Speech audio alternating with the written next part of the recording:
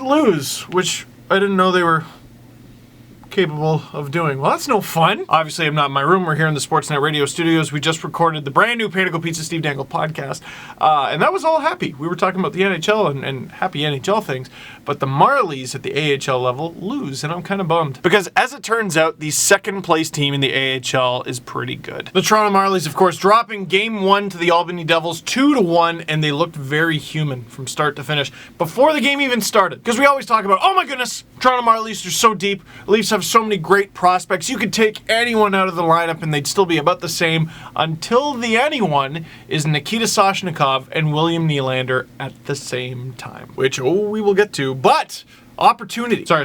Opportunity. Colin Smith and Tobias Lindberg, guys who have been healthy scratches at points in these playoffs, got to play in this game. It's a big opportunity for them. And the Marlies came out of the gate flying, just peppering the Albany Devils, getting into the zone every single time they had an opportunity, testing Scott Wedgwood early, and he was excellent in round 1. Rich Clune lays a big hit, and we're all remarking that, oh my goodness, Rich Clune hits like a Mack truck, and then later in the shift, he hits a guy while he's down, takes an interference call, and all that momentum's gone. The Marlies are on the PK. And there's that playoff factor. They have all the energy in the world. It's about harnessing it. Marc-Andre Grignani to Brian O'Neill scores. It's 1-0 Devils early. But like I said, right before that penalty, the Marlies had all the momentum, and they're like, all right, boys, let's get it back. Kasperi Kapanen feeds Connor Carrick, the Game 3 hero at the point. He blasts it. It hits off a bunch of bodies. I could have swore Colin Smith got the goal. Doesn't matter. They give it to Connor Carrick, and it's tied only about a minute later. See how things work out? It's great. Until 1 minute and 1 second later, Garrett Sparks gives up a bad rebound. Matt Laredo scores, and now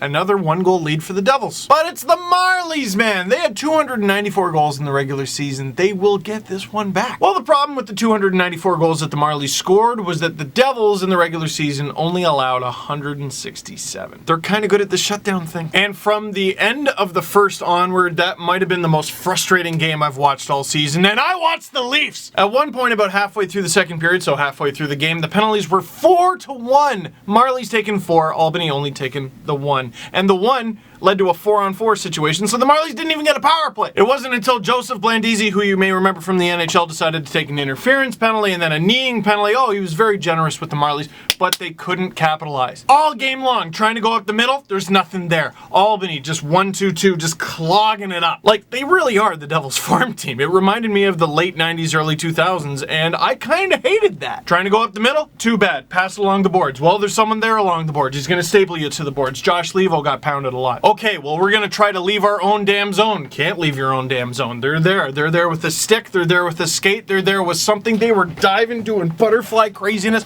just to stop passes. Forget the shot. And then when you're doing that and you finally do get into the zone, you're starting to settle on shots a bit, and you can't just throw any old puck at Scott Wedgwood because he's going to stop it because he's Scott Wedgwood. Very good in the AHL. Less than 8 minutes to go in the game. Frustration starting to take over. Tobias Lindberg going into the corner, puts an obvious elbow into a face. That's a penalty. And then he goes to the bench with his shoulder like this because he hurt himself. Everything that could have gone wrong, almost everything anyway, probably did. And there were a couple encouraging moments. Devils taking it down on the empty net. TJ Brennan drops into the butterfly and stops it. Imagine if they come back from that.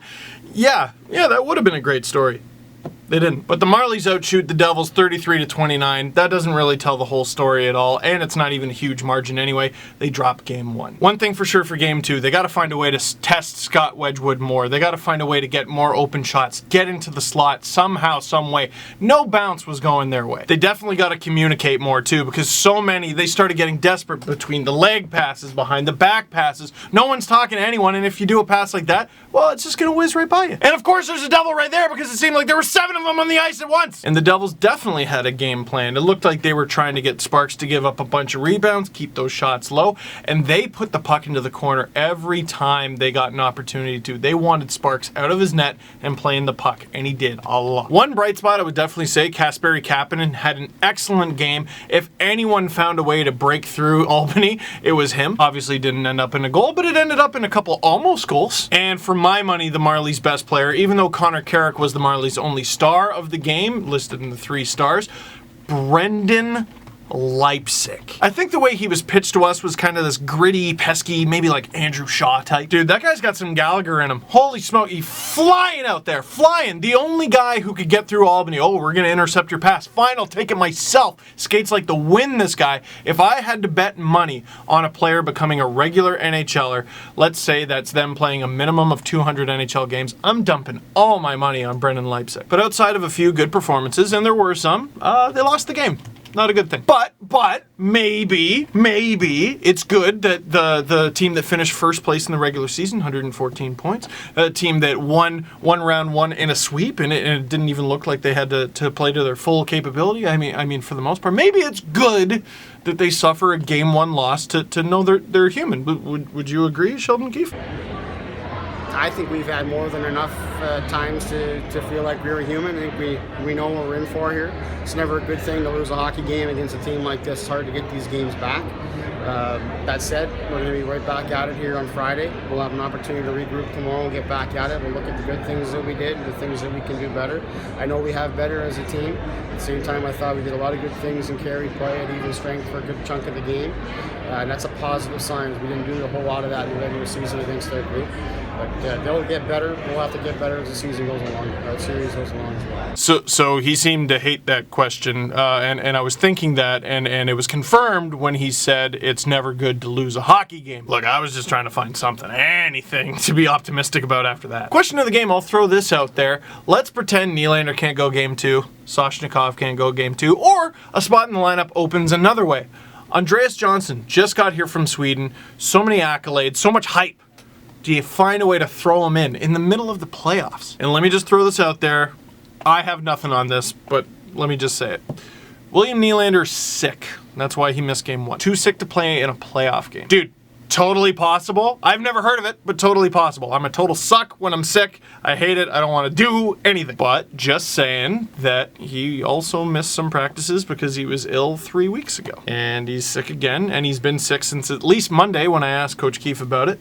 So he's either really sick or what? I don't want to get ahead of myself. I'm not a doctor. Plus, I'm just concerned because he's the crown jewel of the Leafs organization right now. But they got Austin Matthews. Not yet! He could go crazy and decide to quit hockey and just start video blogging for a living. You don't know that. But I tell you what, William Nylander's playing hockey, and the Marlies will be much better if he plays hockey. Please be okay, Willie. So that is it for this one. Thank you very much for watching. Click like if you like this video. Click subscribe if you really like it. Tell all your friends. Brand new Panago Pizza Steve Dangle podcast. Coming up. If the link is not down below, that's because it's not up yet. But we just recorded it, so. Say hi, Adam. Hi. It's been here the whole time while I'm yelling and screaming. Is that annoying? I don't even know. You know, it's funny. I've been so in my own world. I don't even know what. Oh, shut up.